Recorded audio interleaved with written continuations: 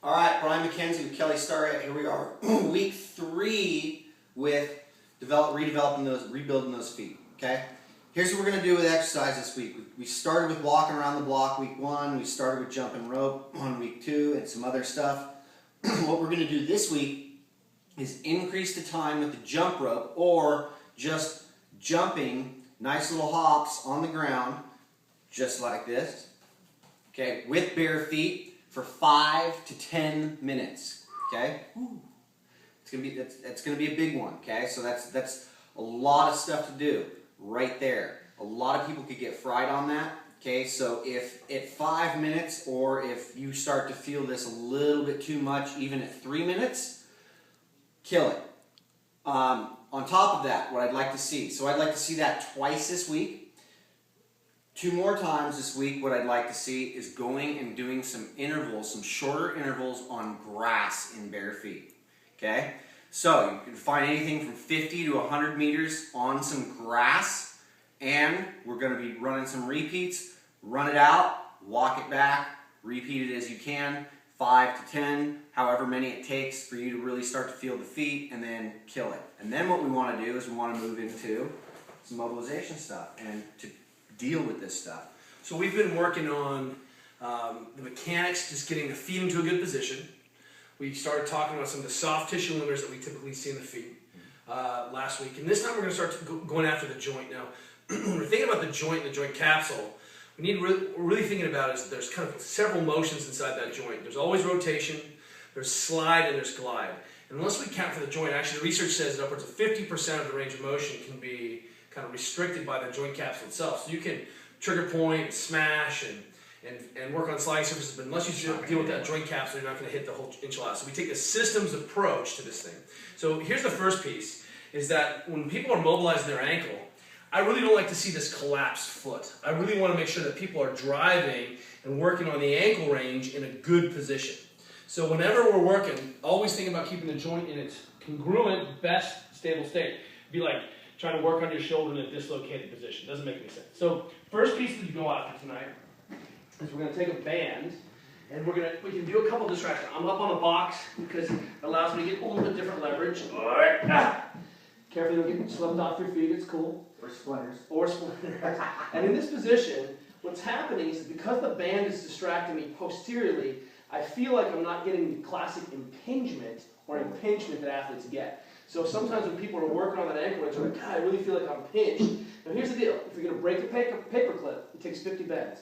So I'm going to get in here and just keep scouring around and hitting that limits of that range of motion with that high tension. I can also change the vector a little bit and also kind of pull out into this corner. Test where you test simple. It's your squat. Take a look at your ankle range of motion in weight bearing. One of the other things we'll do is we'll do it this direction as well. And what's happening here is couple-fold. This is kind of a classic mulligan technique, but I'm also getting this posterior capsule to mobilize in this position.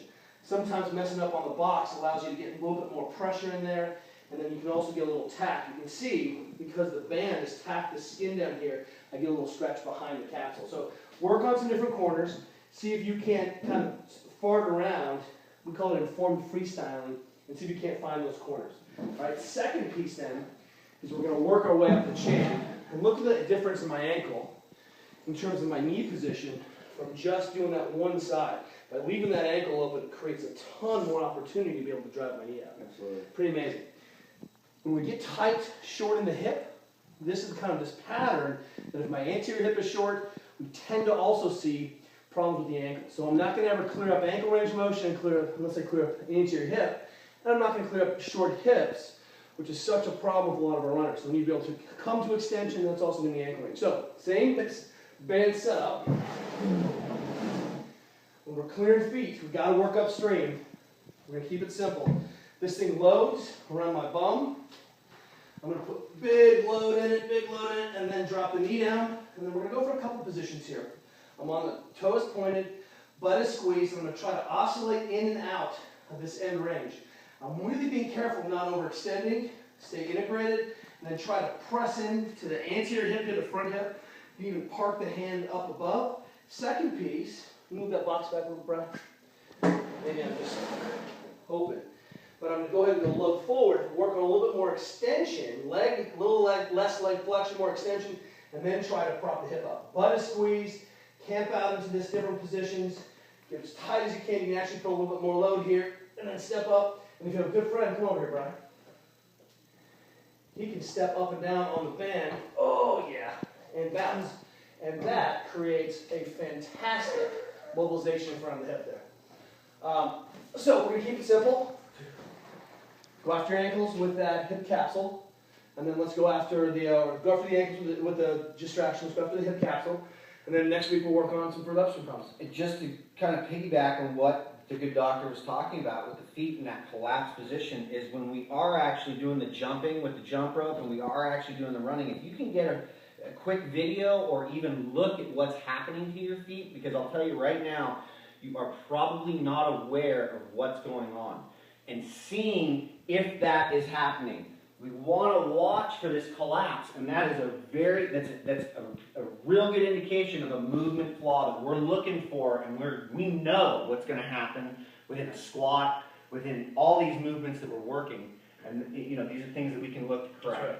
A lot of the Achilles pathology that we see in running, because we get this hot Achilles, is that if I'm running and if I don't have full ankle range, you can't track, you get my foot neutral, my foot collapses because I have to go around the problem. And then you can see my Achilles collapses. Now my Achilles is pulling off axis, it's pulling obliquely, and it's just a mechanism for such gnarly Achilles strain. Yeah. So, there you go. Have at it. Get to work. See you guys next week.